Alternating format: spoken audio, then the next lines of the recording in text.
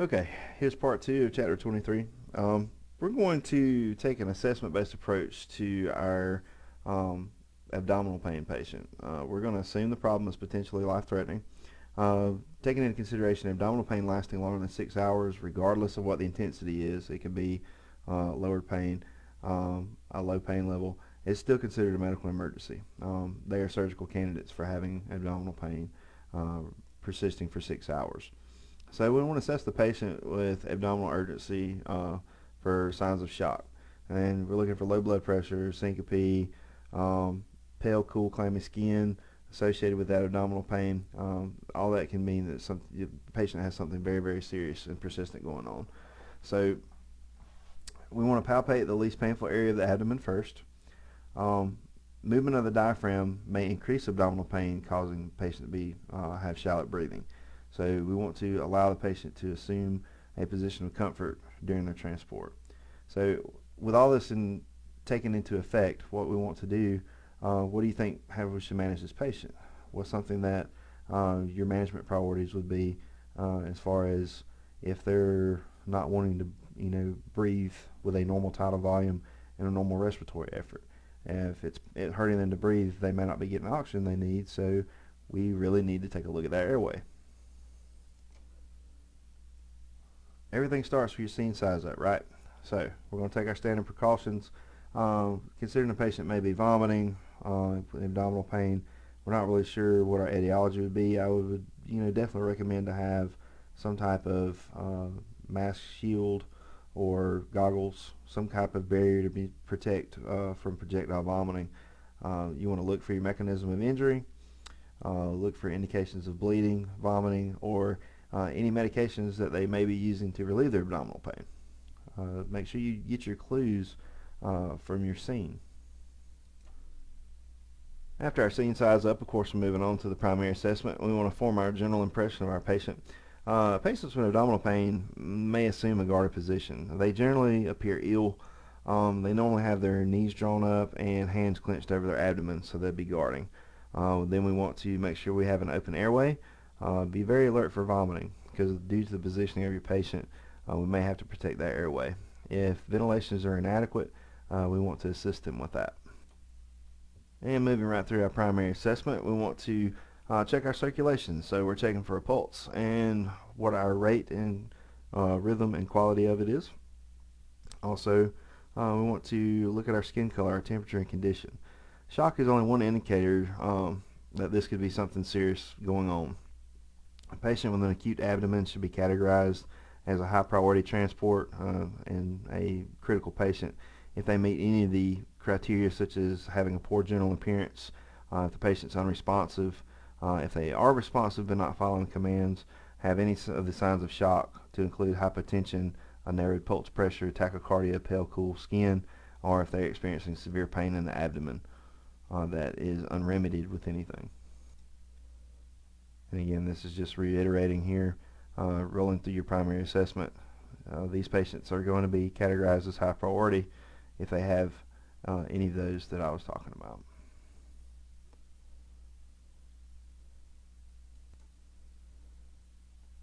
So carrying on with our assessment-based approach, we're going to try to get our OPQRST questions out of the way.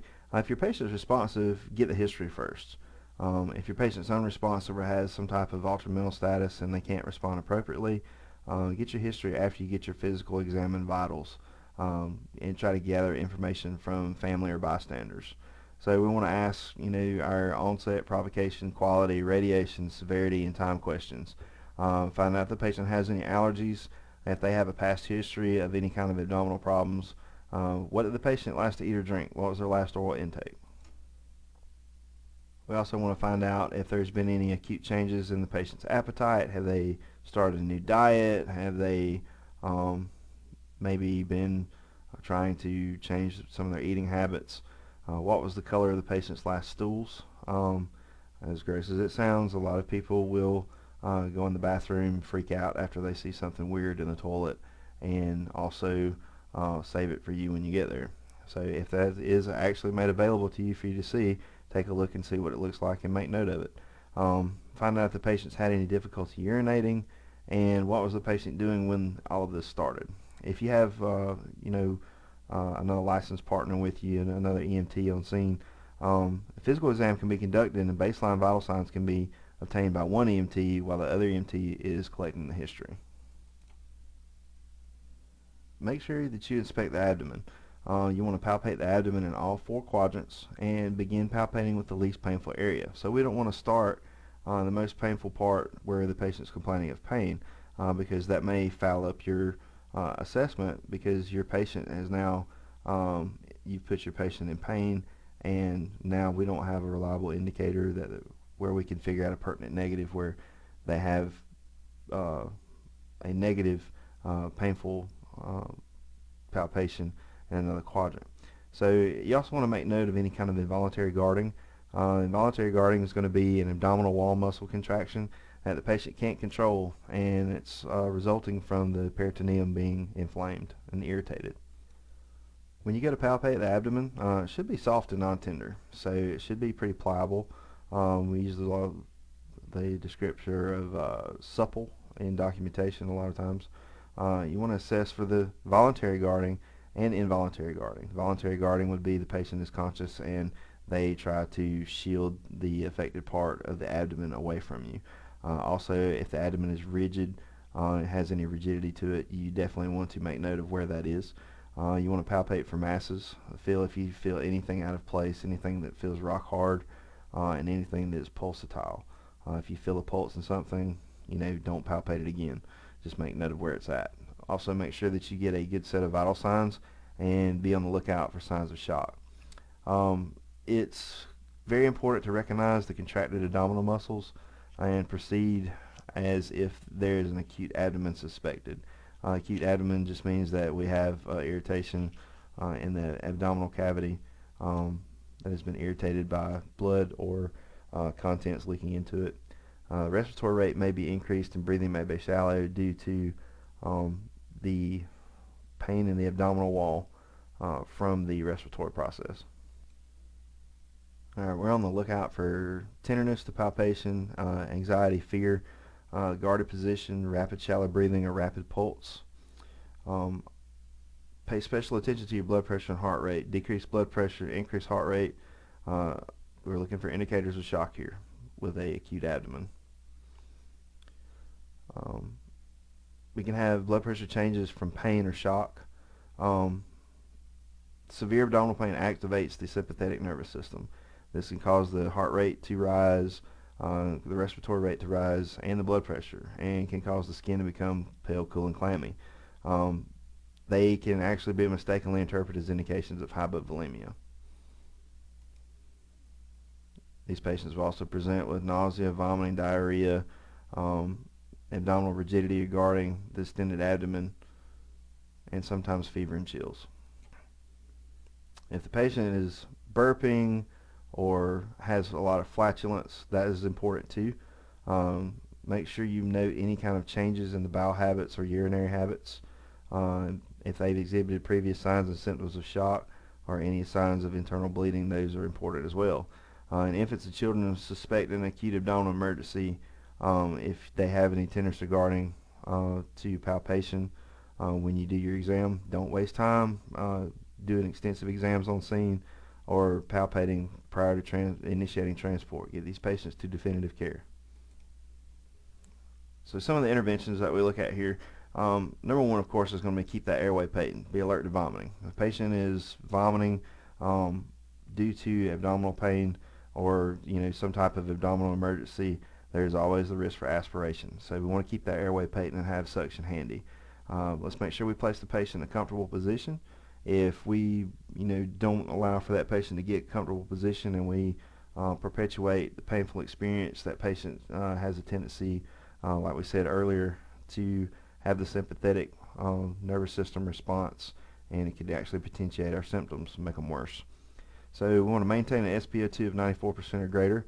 Don't give these patients anything by mouth. These patients sometimes, due to the pathology of what is going on that is causing their symptoms, if we give them something by mouth, they may just vomit it right back up, and it can complicate our airway monitoring or any interventions that we've already started. If the SpO2 is 94% or greater and you don't have any other signs of respiratory distress or hypoxia or hypoxemia or poor perfusion, there's really no need for supplemental O2. If the SpO2 is 94% or there's signs of respiratory distress, you've got some signs of poor perfusion present, you can give them oxygen via nasal cannula, but we don't want to maintain anything. We want to shoot for that 94% or better. These patients sometimes become really panicky, real anxious. You want to be calm and make sure that you reassure that patient that you're going to do everything you can to take care for them. Treat for shock if you see any signs present and initiate transport. If you have severe hypoxia present, if you have any signs of it, you can use a non-rebreather mask at 15 liters to quickly get that O2 sat at 94%. And then we want to swap to a nasal cannula to maintain that, especially if the patient can't tolerate the non-rebreather mask. If a patient's vomiting and you put a non-rebreather on them, that vomit has nowhere to go, so they may not be able to tolerate it. All right, let's talk about hematologic emergencies. Hematologic emergencies encountered in pre-hospital care include anemia, sickle cell disease, and hemophilia. These are blood-based disorders. Anemia is classified as a decrease in the red blood cell volume. It can be a condition that's classified as either chronic or acute, which means that you could have an event that could trigger it, that would make it acute, or chronic would be something that you they have a slow source of blood loss, such as like a GI bleed. You can have lack of production or maturity of red blood cells, or an increased destruction of red blood cells.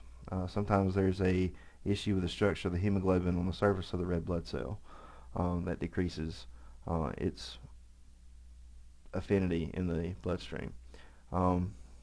These conditions have a decrease in oxygen carrying capability, and they cause the patient to be pale, and they get easily tired and fatigued and exhibit shortness of breath when they exert themselves or exercise. And because the hemoglobin is not available to change the color of the skin in the decreased perfusion associated with anemia, cyanosis is often a late sign of the hypoxia associated with anemia. Sickle cell anemia, it's a hereditary disorder. It's more common in African American, Africans, and those of Mediterranean, South, and Central American and Middle Eastern origin. In sickle cell anemia, some red blood cells have abnormal hemoglobin that does not carry adequate oxygen. As a result, the cells take on a crescent, like a sickle shape, and become fragile, stiff, and rigid. The sickled cells begin to stack up, and they block capillary blood flow. So cells and tissues become ischemic and can die. It causes excruciating pain. Sickle cell disease. The four common patterns of sickle cell crisis, all of which are very, very painful, are the following. You can have a bone crisis, the acute chest syndrome, the abdominal crisis, or the joint crisis.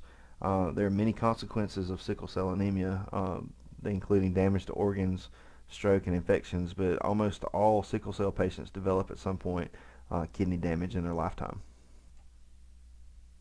Sickle cell patients are going to present with sometimes bone and joint pain, fever, chest pain, shortness of breath, fatigue, and pale skin. Severe abdominal pain is a frequent complaint leading to you being at these patients' homes.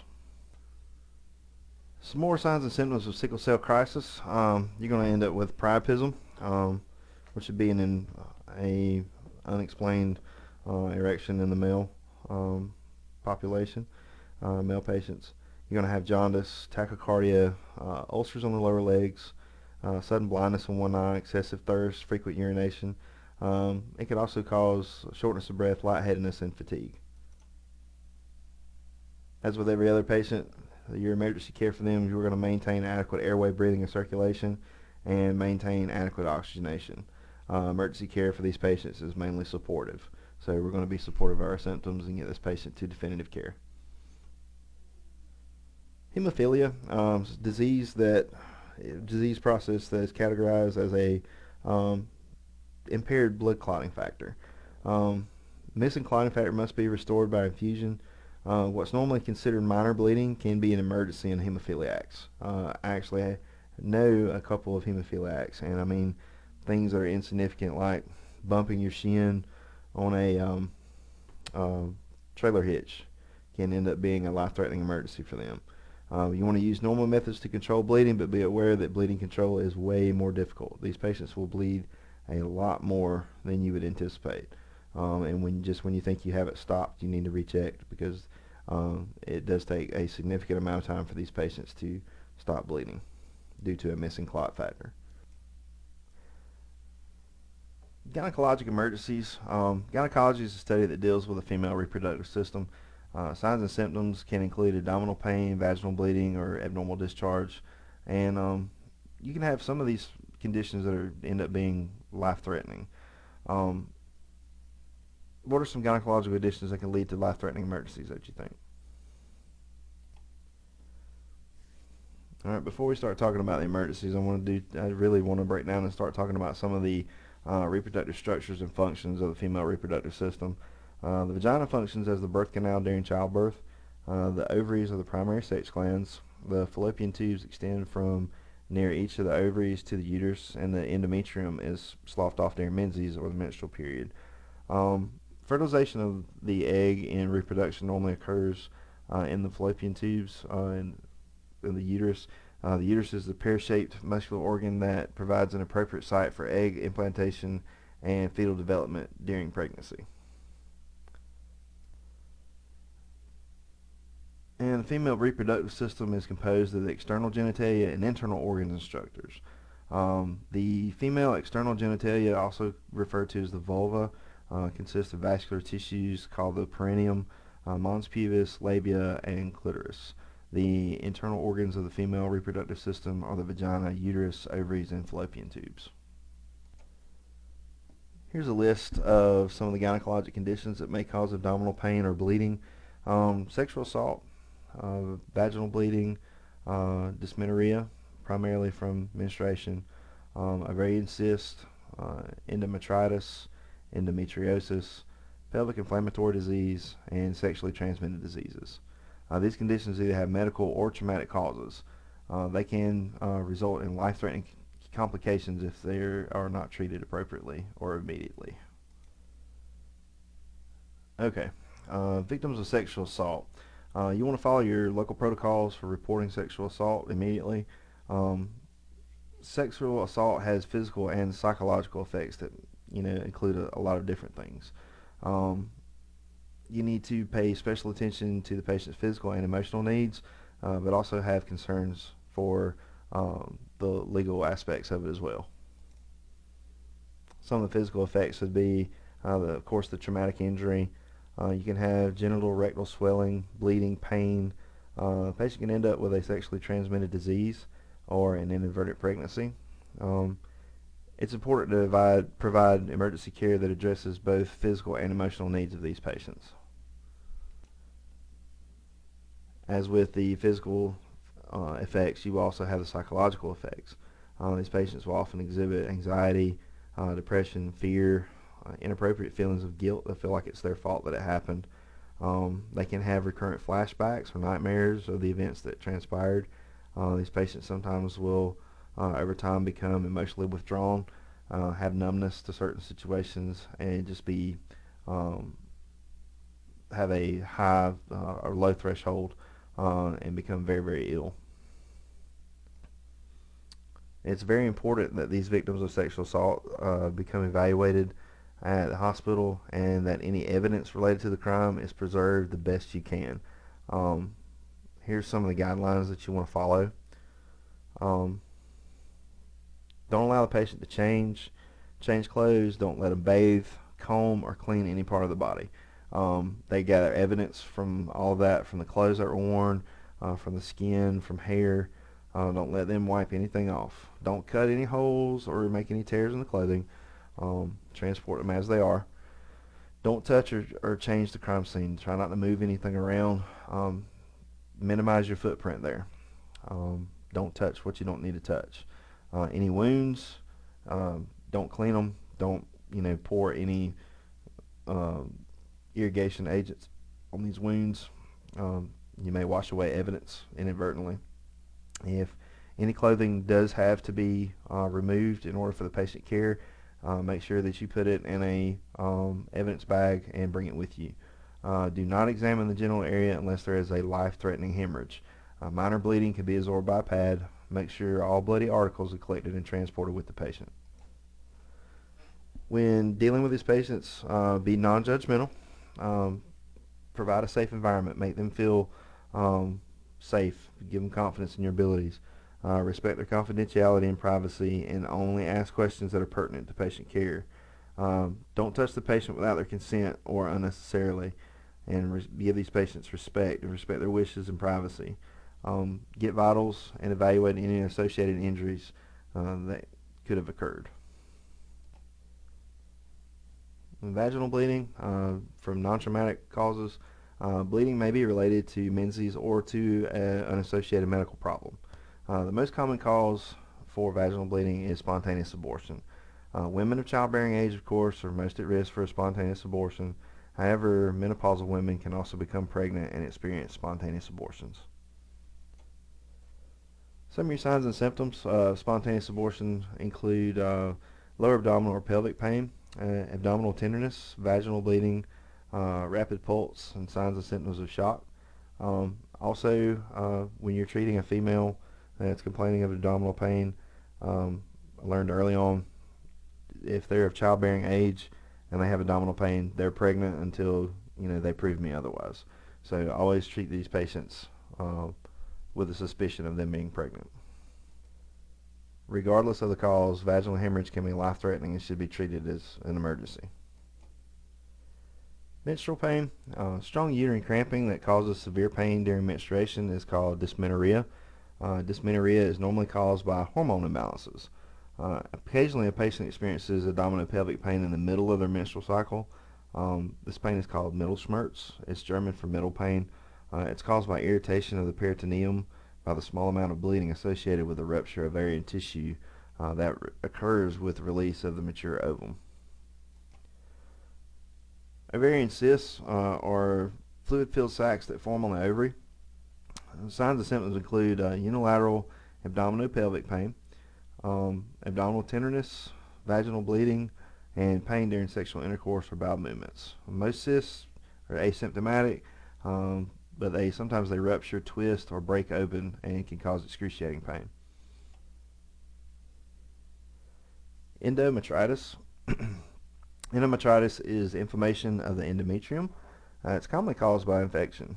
Signs and symptoms include the abdominopelvic pain or tenderness, sometimes fever, abdominal distension, sometimes vaginal bleeding or discharge, and discomfort during bowel movements. If left untreated, the endometritis can lead to peritonitis. An abscess can form, end up with a septicemia, a system-wide version of an infection, and also shock and infertility. Endometriosis. Signs and symptoms include abdominopelvic pain or tenderness, dysmenorrhea, vaginal bleeding, and pain during sexual intercourse or bowel movement. Endometrial tissue grows outside the uterus and implants on tissues within the abdominal cavity, pelvis, or elsewhere. Endometrial tissue can bleed into the surrounding area and result in inflammation, scarring, pain, and adhesions within the abdomen. Pelvic inflammatory disease. It's an infection of the female reproductive tract. Signs and symptoms include abdominopelvic pain or tenderness. They can have an abnormal vaginal discharge, fever and chills, nausea or vomiting, sometimes anorexia, irregular vaginal bleeding or cramping. A lot of times you have pain during sexual intercourse. Pelvic infections are caused by bacteria, fungi, or viruses. Most of these infections are caused by the same bacteria that lead to sexually transmitted diseases. Approximately 1 million women develop PID each year. Untreated, it can lead to scarring, infertility, or sepsis. Sexually transmitted diseases. They're infections contracted through sexual contact. Most sexually transmitted diseases are caused by bacteria, viruses, parasites, or fungi. The most common are chlamydia and gonorrhea. Those patients most at risk for developing STDs are those who have multiple sex partners, do not use condoms, or have a history of previous STDs or PID. And this is just merely a table showing the correlation between what type of pathogen and microorganism can cause the different type of STD.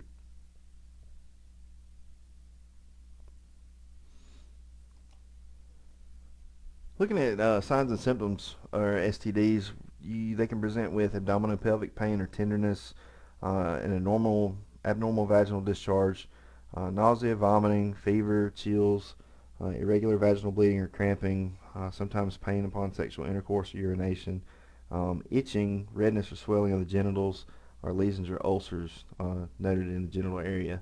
If left untreated, some STDs can lead to sepsis, inability to father or gestate children, infertility, abscesses, peritonitis, or other systemic illnesses.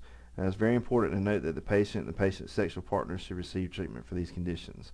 So if they're confirmed with an STD, not only do they need treatment, but they also need to make their partner aware so they can receive treatment as well. Otherwise, you'll just be swapping the infection back and forth.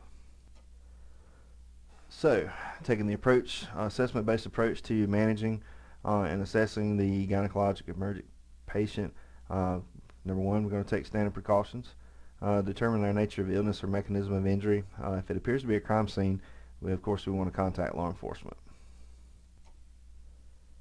And moving into the primary assessment, after we do our scene size up, we want to determine the patient's mental status. We want to ensure that open airway and adequate breathing.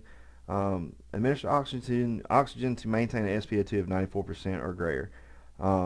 Also pay attention to what their perfusion status is. If there's any external bleeding, that needs to be controlled and managed as well. Get your general impression of your patient. If you think there's a spinal injury possible, take necessary spine motion restriction precautions. Remember the patient. Determine whether the patient is alert and oriented or if they have an alteration of their mental status. If the patient has any vaginal bleeding, absorb the blood flow with pads. Never ever pack the patient's vagina. Now we want to make our transport decision. We want to categorize these patients as high priority for transport if they have any of the following symptoms. If they have a poor general appearance, if they're unresponsive, if they're responsive but not following commands, experiencing severe pain, or having signs of shock. Shock is only one indicator that this is a serious medical emergency. So if they have acute abdominal pain or vaginal bleeding because of a possible gynecological emergency, they should be categorized as priority for transport if they meet any of the listed criteria. After we complete our initial primary assessment and also address any interventions that need to be corrected, we're going to move on to the secondary assessment. We want to protect their privacy and modesty and be compassionate and professional. Let's get a good history and vital signs and perform a physical exam. So during your secondary assessment, you need to ask the following questions. What are your signs and symptoms? Have they gotten better? Have they gotten worse? How long have the signs and symptoms been present? Did they come on you gradually or all of a sudden? You guys need to really take a look at these questions and ask yourself why they're important. If you notice, some of these questions are right in line with our line of questioning for the abdominal emergency. What were you doing when everything started? What were you doing at the onset? Does the patient have any allergies? When did the patient last have anything to eat or drink? Does the patient have any medications that they take daily? Are they using any contraceptives? Remember to be patient, compassionate, and professional in communicating with the patient. If the patient is responsive, you can get your partner to take baseline vital signs as you try to gather information and a history. A few more questions. What is the patient's past medical history? Has this ever happened before? That's a big clue. When was the patient's last menstrual period? This help you kind of try to line up if there's a possibility of pregnancy in the female patient. Is there any vaginal bleeding? If so, how many menstrual pads have been saturated? Is there any possibility of the patient being pregnant? How many pregnancies has she had? All of these are inline questioning that can reveal a lot of results as to the etiology of what the specific gynecologic emergency is that you're experiencing right then. Has the patient noted any kind of vaginal discharge? Has there been any nausea or vomiting? And is there any pain with urination? Um, really go through this list of questioning here and see if you can figure out why each one of these would be important to ask.